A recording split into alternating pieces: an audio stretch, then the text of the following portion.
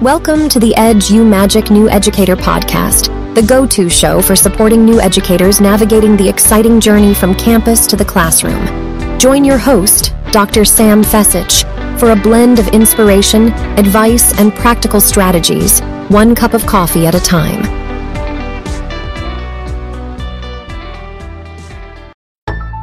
I'm AJ Bianco, host of Reflect Ed, a part of the Education Podcast Network. Just like the show you're listening to now, shows on the network are individually owned and opinions expressed may not reflect others. Find other interesting education podcasts at edupodcastnetwork.com.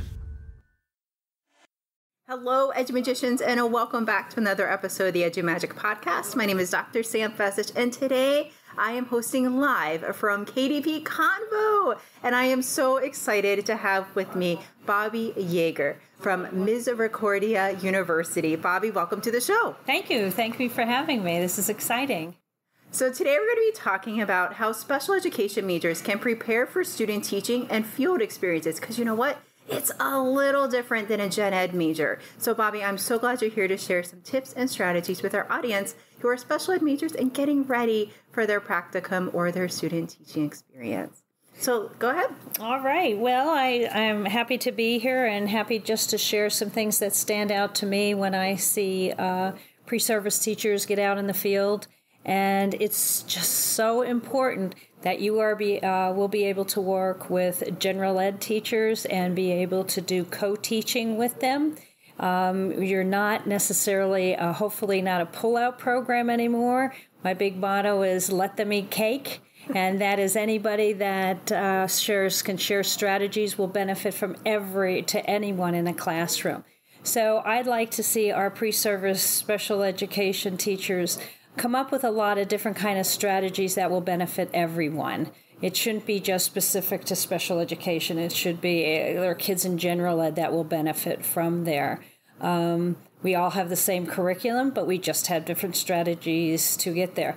I also like our pre-service teachers to do practicing with the IEP writing, and we're lucky at Misericordia that we use an avatar program called Immersion, in which Dr. Duffy and myself have written a program that our students get to practice what it's like to be at an IEP meeting with parent, general ed teacher, maybe a speech pathologist, and how you're going to run a meeting when maybe somebody's not going to agree with what you want to do in your special education setting.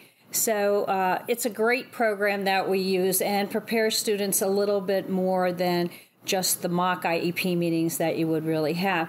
And just to get the idea that general ed teachers are just as much a part of that IEP process. You're the curriculum experts as the special education teacher is as a team to write annual goals and specially designed instruction. Can you talk more about the program Immersion? Where can we find it? Immersion is a California-based program and team, and we are so lucky to be a part of that. As far as finding it, you could find it on the internet, and go to Immersion, and you could find information about joining or doing samples, and you could go on YouTube and take a look at immersion scenarios there. But we have been lucky enough to write, I think we've written 3 scenarios for the immersion program, and they're used nationally and a little bit internationally. So it's just a nice way to take the kids from the book work to the little bit of sampling that you do in your classroom. And now we're having avatars where there are real actors behind the avatars. So they could be children, they could be kids that have autism, they could have kids that have a learning disability, English as a second language. I mean, we have a plethora of different ones. And of course, our IEP one working with parents that we did. And it just puts the kids in a more realistic setting, being able to think on your feet kind of deal. And then when they get out in their practicum or out in the field, they have something that they could pull from their pocket. Yeah, we've done this already. So we're a little bit confidence. More... Exactly. That's what I was going to say. Much more confidence. Yep. Oh, that's powerful. I'll make sure I put that in the show notes so our listeners can find out more about immersion and how to get involved. Definitely. Just go, like I said, on YouTube and bring up immersion, and there's a lot of different examples where you can see kid avatars. And I don't believe our IEP is on YouTube, so that one is with adults. But yeah, it's just a great tool, another tool to use to prepare our pre-service teachers for the field. That's fantastic. Well, thanks. Now, when we think about preparing our special ed majors for their student teaching or their practicum, they're going to have to do a lot of collaboration with general ed teachers, with paraprofessionals, aides in the classroom. What are some tips you have for some student teachers that might be a little bit nervous? Because oftentimes, working with other professionals in the field, they can be older than you or more experienced, so it could cause a little bit of anxiety. Well, and I always tell the students to take a look at the philosophy of where you are and what kind of school you're in. Is it a full inclusion situation, or are you going to be the one coming into a push-in program that have to work with that experienced teacher?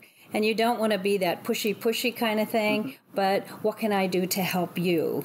Go with that kind of situation first. And most of the time, teachers who have been in it for a while really welcome, and even brand new teachers welcome some help there, So I always tell my students, if they're in a push-in type of situation, sit, listen to how the teacher teaches, because when you're working with special ed students from that particular class, you're going to have to model that kind of teaching technique. So make sure you're able to do that. As far as paraeducators, I never say aide, because I always say aide rhymes with maid, and they are not that in your classroom. Right. They are there to work with kids, and you have to make sure that you can't assume that the para knows what you want them to do.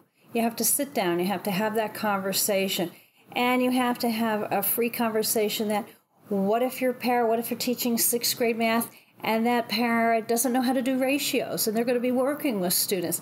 You have to then be able to teach that parent as well how to do those things, and have an open relationship, and have the parent understand that it's not their expectations in the classroom that they're making up. They need to follow your expectations in the classroom, whatever it may be. I don't say rules, we say expectations. Yes.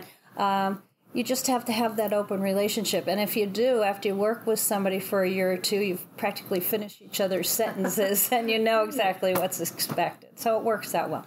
Just so you're open, keep your door open. Remember, you're a child advocate. You're not there for you or that general ed teacher. You're there for the kids. Absolutely. Absolutely. Bobby, I think that's a great note to end on. But are there any other tips or strategies? Nope. I'm just so excited that our field is still moving along, and I'm an advocate of a person named Shelley Moore, and she has a lot of neat 5-minute tips for educators, and that's where I get my let them eat cake. Instead of just having little different things that you pull out, everybody could benefit from strategies, not just special ed kids. Great. So that's a good look at too. Shelley Moore on the internet, 5-minute strategies. Yeah. I'll make sure you pop that in the show All notes. right, Bobby, sounds thank good. you so You're much welcome. for your time. You're welcome. Thank you for tuning in to this episode of the EduMagic New Educator podcast. If you found it helpful, please leave a rating and review or share it with a friend. Always remember, you have the EduMagic in you.